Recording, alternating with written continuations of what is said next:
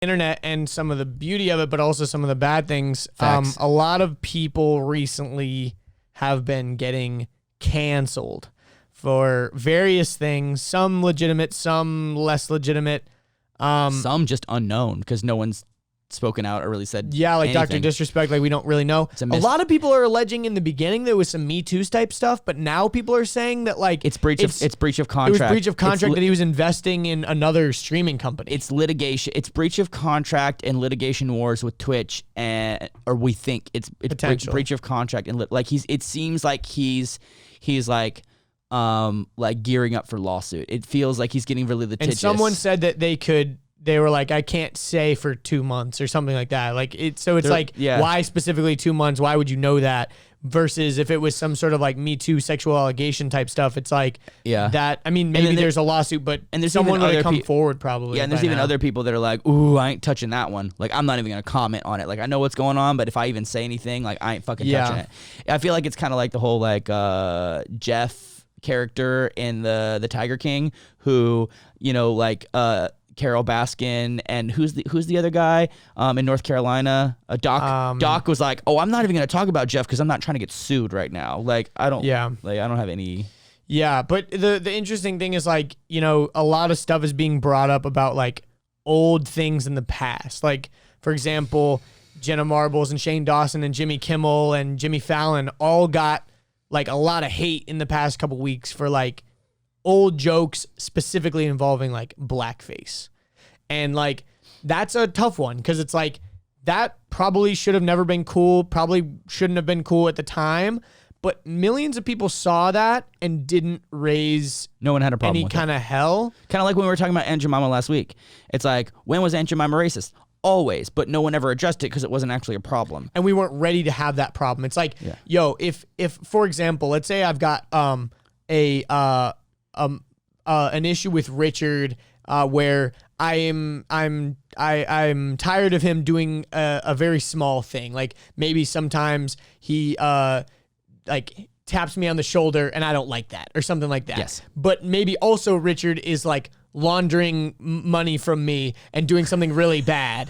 I'm going to address the thing that's really bad before I go like, hey man, it kind of bothers me when you like tap me on the shoulder. Yeah. It's kind of like, yo, we need to address like some really big issues before we try to like change Aunt Jemima. Cause like Aunt Jemima is not, it's just a product of this like other thing. And so it's like now that as a country we're addressing this larger thing, a lot of companies that knew like at some point we're going to have to address this. They're like, hey, now feels like the time where we can properly address this. It's not like it wasn't ever not a problem. It's just that now feels like the right time for a lot of people to address things. And I think that's a reason why a lot of people are just coming quote unquote clean with a lot of their stuff. Like Jenna Marbles, like, I took down all my videos. I don't want people to feel bad. I'm leaving YouTube for indefinitely because I don't know, what I want to do and I don't want to hurt anyone else. How are you going to make Jenna Marbles? And the thing is quit like YouTube. Like, honestly, one of the most like there's people YouTubers who's a legacy YouTuber who's been around for 10 years, who's like been consistent and kept it. And a source of constant entertainment and joy for a lot of people. And like the hardest thing about a lot of this is there is like, because we want to talk about like a path of redemption, right? Like if you get canceled, is there a way that you can come back? And I think there's people like Keemstar, for example, that should have been canceled for so many years and they've been doing consistently terrible things and doxing people and all this stuff, but no one wants to stand up to him because they don't want to face his wrath.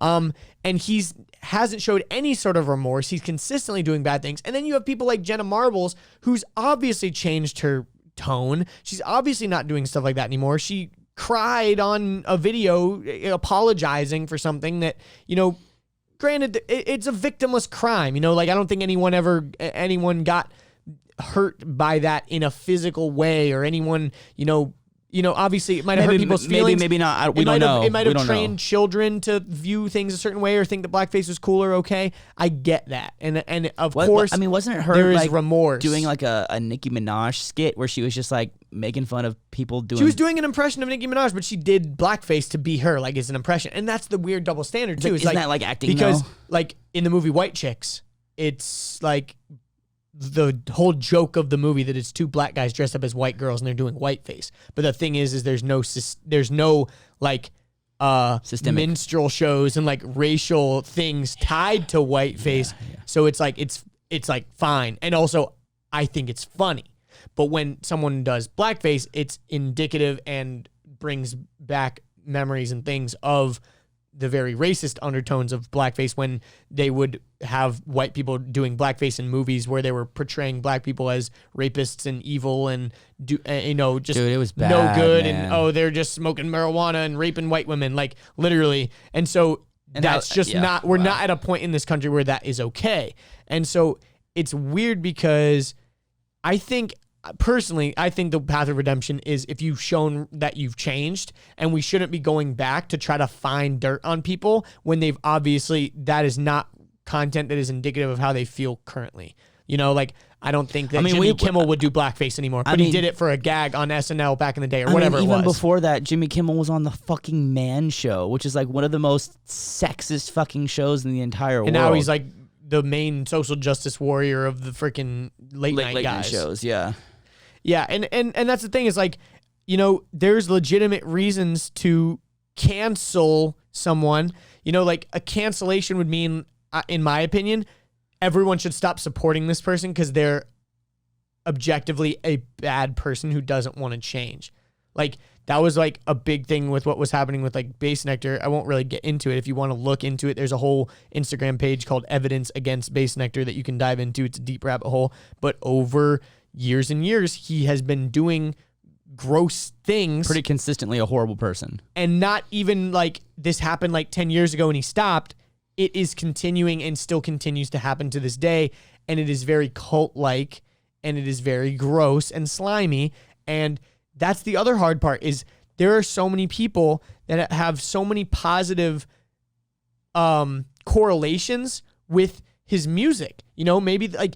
I like his music a lot. New Year's Eve, he always has a crazy ass show, and people from all over the country go and they get together, and that's their Bassnectar family, and they all hang out together. They don't even know Bassnectar as a human, and as a musician and an artist. They know as music and a party, like that's exactly, and not even just that, but it's like a community of other people that are like all vibing together. Like that's why I love going to music festivals, because like my friends from Dallas and my friends from California and my friends from Tennessee and like all of our friends, we all are like, yo, we're all going to Lost Lands or whatever, and we all like converge there and we all get to party there, and it's all curated by Excision, and it's like a one artist thing. So I can really resonate with like how bad Bassnectar fans must feel right now, because it's like, yo, the one thing that you loved like more than anything, you realized is like a terrible person, and like that sucks. But sometimes like, is there a way that you can separate like the art from the human? I mean, separating the art from the artist is like, I think possible, but maybe not possible. I think it's all contextual. Like, I don't know. Like, I still enjoy Harvey Weinstein produced movies. I still love Chris D'Elia's stuff. Yeah, I like. No matter if he was creepy to some girls back in the day, like I don't know, maybe he's still being creepy to girls, but like I love his podcast. I love his stand up. Like, shit. Yeah, I don't know. It's hard. It's complicated, man. And I don't know. I think when it comes to getting canceled or doing bad stuff or whatever, like I think it all has to do with context and even more specifically where the culture is at. Totally. Like, I think about our podcast. I mean, shit, we made gay jokes at the beginning of this. Like, in context, that is, I don't think, a bad thing. But, like, maybe in 2 or 5 years, like, you're not even allowed to joke about gay stuff, even if it's not mean, and maybe someone goes back, maybe someone goes back on our, Patreon podcast and, like, listens to some stuff we said then. And, like, maybe even some of my older videos, they go, I don't know. I don't think I'm a bad person. I think everything in context is important. It goes down to intent. It definitely goes down to intent. If you're being a bully and you're being a shitty person and your intent is to like manipulate and cause harm and take advantage of a situation, like, you know, especially I think that's the biggest thing with stuff like Chris D'Elia and Bassnectar and Harvey Weinstein is it was a person with a position of power that was exerting that power to get exactly what they wanted from people that. And I think you're right. I think people that have consistently bad behavior and then it doesn't change and then everyone kind of like catches on to it like years later. But then you have the people like Logan Paul, for example, who has one big, gigantic, major fuck up that like becomes the most hated person on the internet and all the people denounce him up and down, left and right. Let's be real though. Everyone was ready to hate him because of a lot of other things. So when there was finally something of substance to hate him about, everyone just piles on. And he gave him like that happens a lot. Big thing for him. Like, that happens a lot. Filming a dead body and put it on the internet is like, that's a big thing. Let's be real though. That whole video and the whole trip to Japan, very disrespectful and very shitty. But I'm going to continue to make my point before the time runs out is that the guy pretty much like fired his entire team. Totally. Started from ground one from day one and started to pretty quickly, maybe after a month or two, start to change his tune, become more self-aware, become more empathetic, become a better person, grow, develop, change. Now to the point where it's like, unfortunately, Logan Paul and Suicide Forest really go hand in hand. Like if I'm ever talking to anybody, I'm like, there's this guy I really like. I like his content, and I really like, you know, this guy named Mike that he also does with him. You know, his name's Logan. They're like, is that the guy named Mike that he does? No, Mike that he does content with and stuff like that. They're like, you mean Logan Paul, the Suicide Forest guy? And I'm like, that's like that you're 3 years late. Like that's just you're 4 years late. What are you talking about? Mm-hmm. Like, that's totally not what this dude's up to right now. It's like, yeah. I mean, same thing with PewDiePie. And then you can talk about all the accolades. It's like, you mean person. He accomplished this. He accomplished this. He accomplished this. He accomplished this. He accomplished this. He helped that. He did this. But you're gonna remember the one bad thing he did years and years ago. There's some stuff that's unforgivable though. You know, like if you murder someone, like that's unforgivable. You know. Well, some people might argue against that and be like, well, if you serve your 10 years in prison and you rehabilitate yourself and you come out a better person, you've done your time. You should be forgiven. And I think for murdering. I think that's where the cancellation and cancel culture like becomes so toxic is because people don't necessarily want that person to get better or make that because. The thing is when you isolate someone, you're making them a worse member of society. When you push them away and you basically just cancel them as a human and say you're not worthy to be in society. When you cancel someone, you take their voice away. You don't even allow them to speak anymore. Yeah, and it kind of depends. And it's like mob mentality too. You feel like a position of power when you were a part of some sort of like cancellation. You're digging up old stuff. And you're part of a riot. You're part of a And mob. also, I hate to say it, but there's been a lot of false allegations with things like this. True. You know, like things will come up and then a bunch of people will start piling on and say, yeah, I had a similar experience, similar experience. Some of them might just be wanting attention and some of them might just be making it up because they like, well, who's going to be able to prove me wrong? There's all these other people that are saying it's happened too. So like, I'll pile on. I fucking hate this guy. It's the whole, and then also just because a lot of people believe it to be true doesn't mean it's true. 100%. That's called appeal. That's a logical fallacy, everyone. It's called appeal to antiquity. That's not the right one. Antiquity means because it's been around for a very long time. Be like, well, people have been doing it for hundreds of thousands of years. It's the way it's always been. Then it must be. But there's another one called appeal to blank, and I forget what the blank is, but it's appeal to blah, and it basically means that like if a bunch of people are doing it, then it must be right. Like appeal to like the mob mentality kind of thing. Yeah, it's like a crowd thing. Appeal to yeah.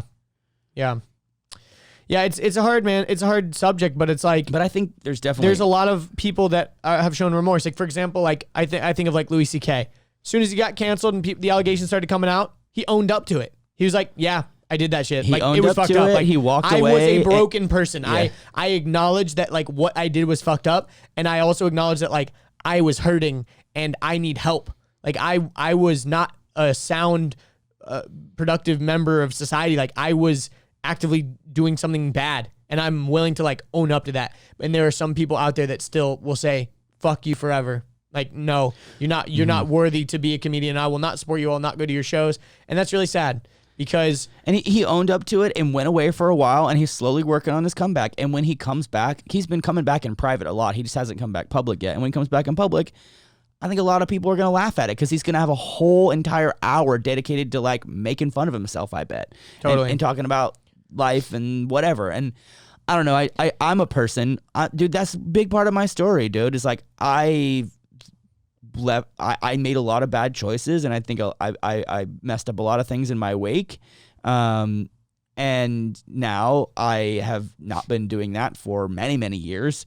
And I think that the people that have known me in the past 5+ years know this, but that doesn't mean that someone from 2011 to 2014, the end of 2014, that I may have done wrong, wouldn't come and be like, Richard fucked me over this way. And then someone else be like, well, he fucked me over this way too. And someone jumps out and be like, fuck me over this way. And some guy says, oh, well, they did this. And some girl says, oh, he did this. And it's like, I mean, maybe not. I don't know. You know, like it's, we'll see, man. It's just, it is a complicated subject. And I think that context matters. And I think where the culture is matters. I mean, we can't even dive into this over time, but like kind of like what Dave Portnoy was saying, he's like, I'm not going to apologize for a joke I made 10 years ago because 10 years ago it was funny and everyone laughed at it. Now, if you tell that same joke, it's not funny anymore. So I'm not going to say it, but I said it 10 years ago. And back then it was funny. And there's a reason why humor doesn't hold up. It's because it's related to where the culture is, and it's related to the current events, and it's related to all kinds of things.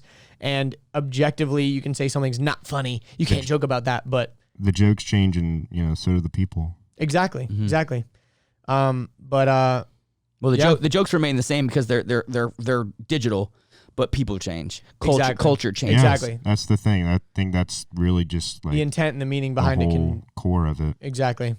But, everyone loves a good comeback story. I think there will be a lot of interesting ones. Some might not, come back. Some might. But, yeah. Everybody loves a good... I was going to make the same joke. Goddamn it. Everyone loves a good comeback story. And then My favorite is Kim Kardashian. I love a good Kim Kardashian. Yeah, because there was cum on her back, right? Yeah, she definitely got a little bit of cum on her back on that in that story. Yeah. Hope you enjoyed that clip. If you'd like to see the full episode, click right here. If you'd like to subscribe, click here. If you'd like more clips, we got 2 more right over here.